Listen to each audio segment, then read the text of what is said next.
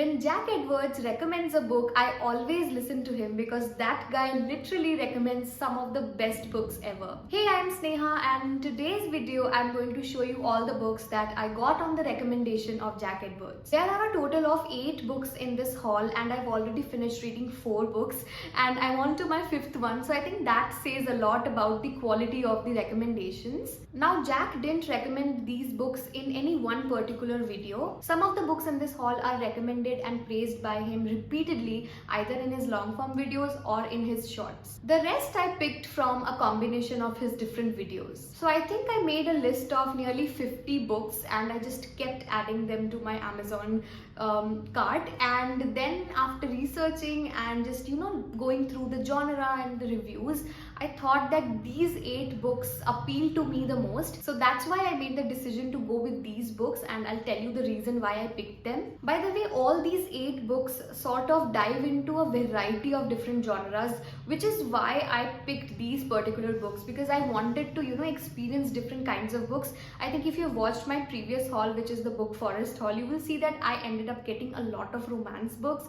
So that's why I wanted to get books that are from a different genre. So no matter which genre you like, I think you will definitely find something for yourself, because this haul is going to be very wholesome. Alright, so let's get started, because I am super excited to show you all the books that I picked from his recommendations. P.S. If you love Jack Edwards, then go ahead and hit the subscribe button. If you are a true Jack Edwards fan, I think you would already know which is the first book I picked in this haul. It is Small Things Like These by Claire Keegan. I strongly feel that Jack is in love with this book because of how many times he has recommended this book. So whether it's his long videos or his shorts, I've seen this book so many times in his hand that I just wanted it. I just wanted to know what's the hype, and is it even worth it, and like what is about this book that has appealed to him so much. First of all, this book is a very short read. It's not a very big one. It's almost like a novella, and I think that's why it's very easy to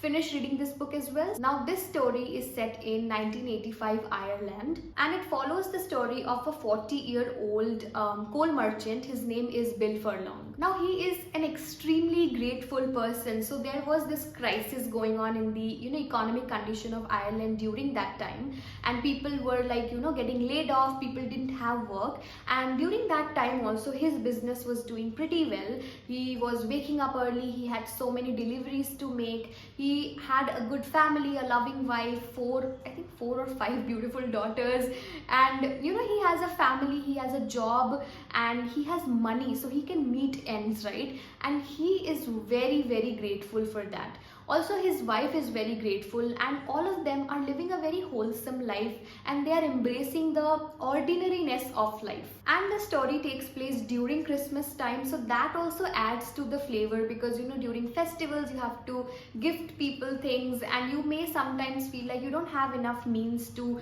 make your loved ones happy. So all of that is also involved. So as the name suggests itself, like small things like these. So in our life there are so many small things that we sometimes ignore, and sometimes we are not as grateful as we should be about those things. So this book has this warm fuzzy feeling that you will feel the entire time. I feel like it does have the thrill also, because by the end there are some things that you will discover about the character.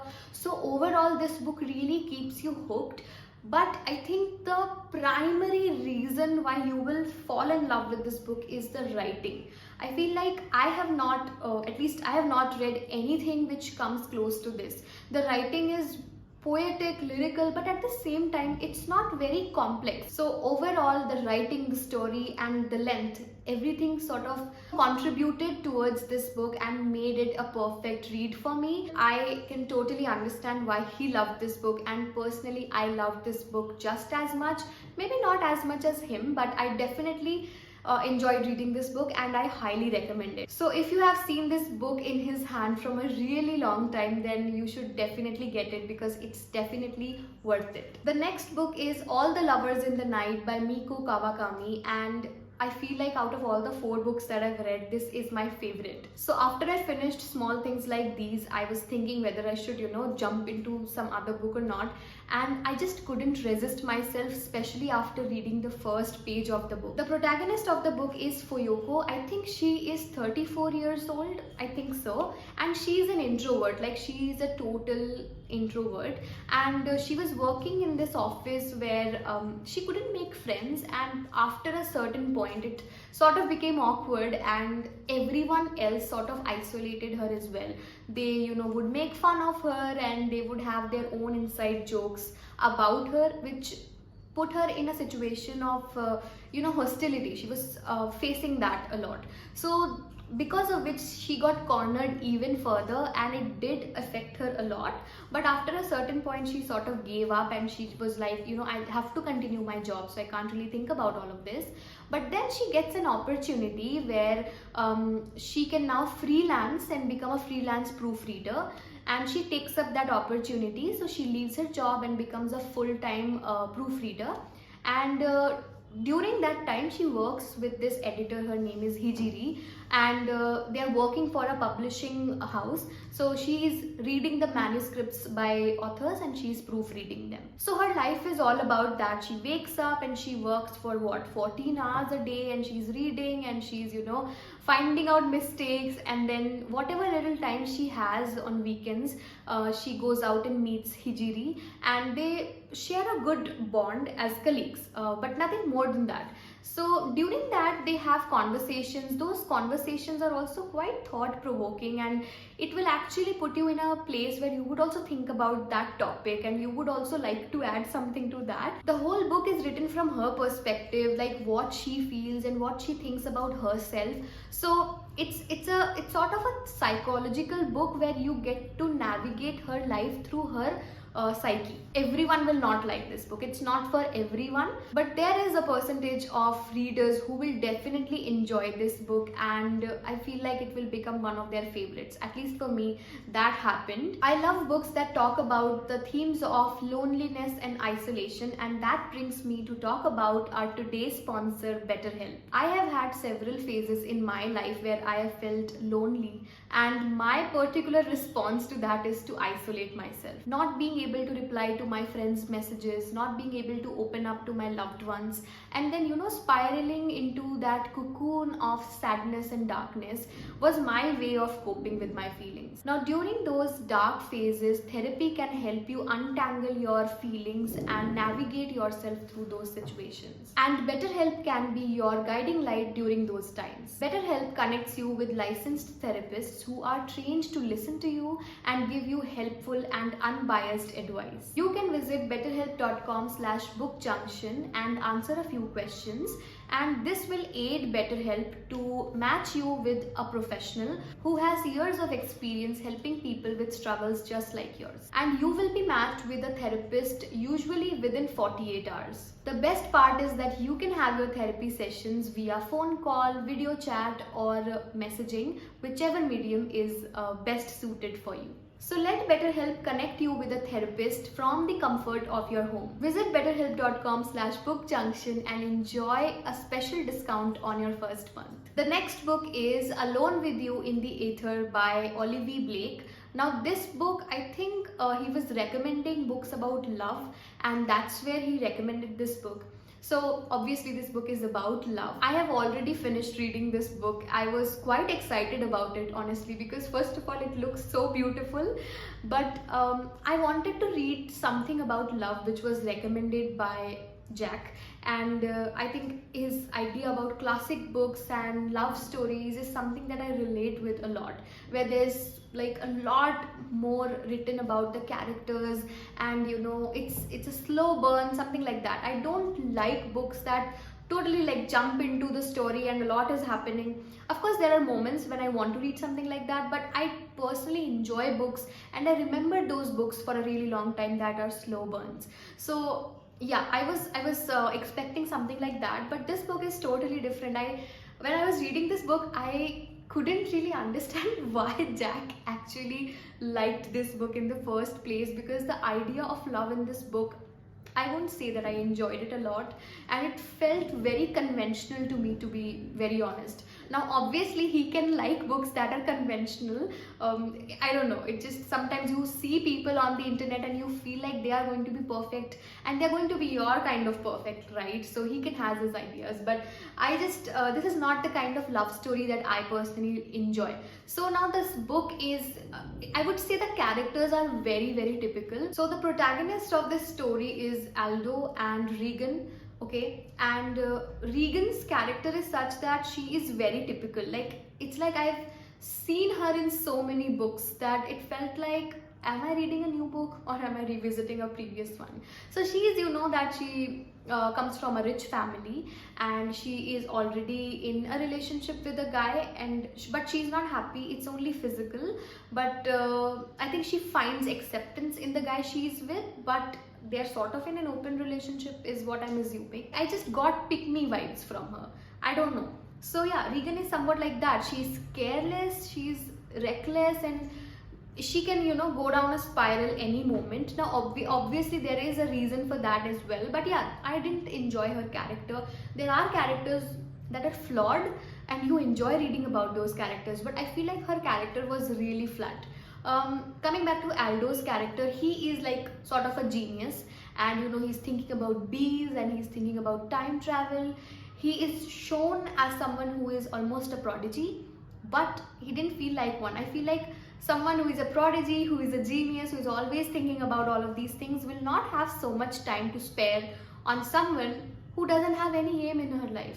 So it just didn't do it for me. But it was a very fast read, so if you are a beginner, then you will enjoy this book because it just dives into the story. It's written in a very simple and easy to understand language that helps a lot.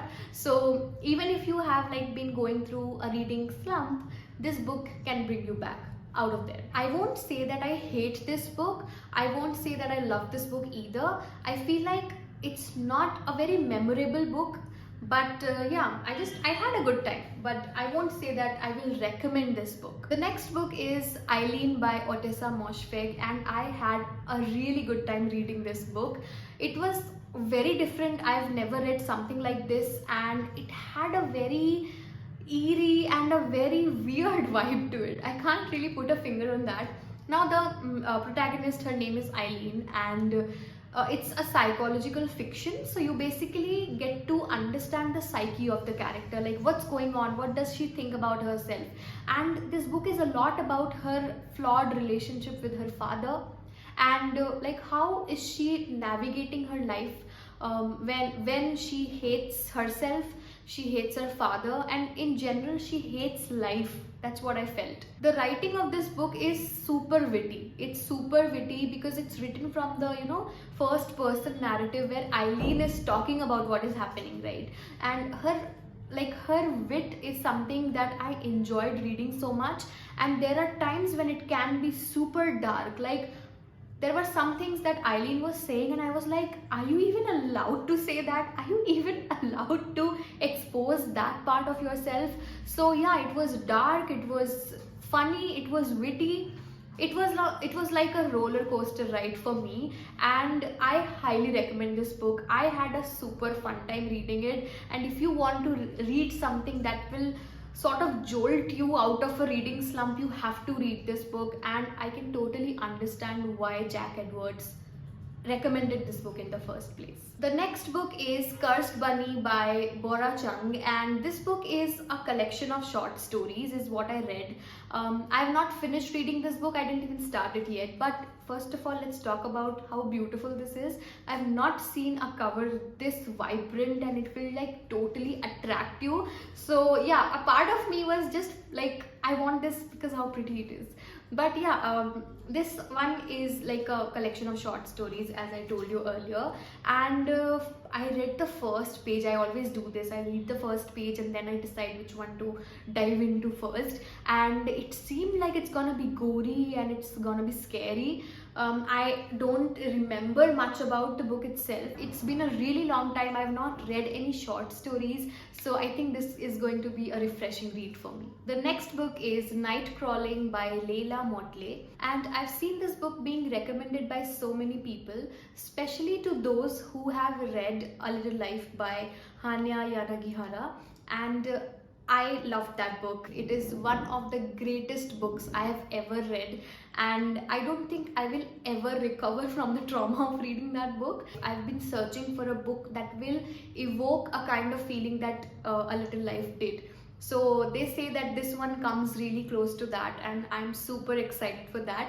And this is the sole reason I picked this book, because I do want to read something that will totally destroy me just the way A Little Life did. The next book I picked is Giovanni's Room by James Baldwin. This book was again praised by Jack Edwards in several of his videos, I feel, and I was really intrigued. Now the edition that he has is totally different from the one that I got, and honestly speaking, I don't like the book cover at all. It's so underwhelming and it doesn't go with the story. That's what I feel. I really enjoy a book that has a beautiful cover. I feel like it's a wholesome experience then. But anyway, moving on. So yeah, I have already finished reading this book again. I said I only read 4, but I've actually finished this one also. So this book follows the story of this American man, and he's living in Paris, and the story sort of follows his life and his complex relationship with a bunch of men and friends basically. And then he meets Giovanni in a Parisian gay bar, I guess, and that's where he meets him. And then a lot of things happen, and basically you get to sort of navigate through his relationships with those men, including Giovanni. And then some things happen, some events happen, which you will get to read about in this book, and that sort of will help you to understand the characters and peel off layers of his psyche. It also sort of gives you a message about the society back then, like 1956, how things used to be towards men who were gay. So yeah, all of that. So I think this book is like a classic book, and the writing is definitely, it's very close to Call Me By Your Name. If you have read that book, that is one book that I really loved, that was also about a gay couple.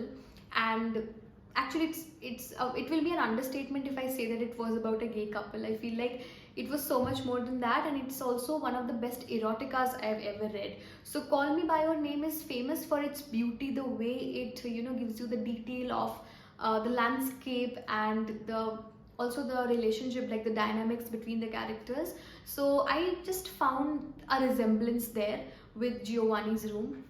So yeah, overall I did enjoy the book. And the last book is Sula by Toni Morrison, and I picked this book because Jack Edwards had this beautiful sparkle in his eyes when he was talking about the book and also the author. So I think Toni Morrison is one of his favorite authors. He has talked about her multiple times on his channel. So I was anyway intrigued. I wanted to read something by her, and it felt like Sula will be a good start. So I just picked it for that purpose, to know more about the author, and because I want to read other books by her as well. So yeah, that was my reason to pick this one. Alright, so that was all for today's video. I really hope that you all found this video valuable and enjoyed it. If you did, then definitely hit that like button, subscribe to my channel, and I'll see you in my next one. Until then, you can watch my must watch playlist, and I'll see you in my next one. Until then, bye bye.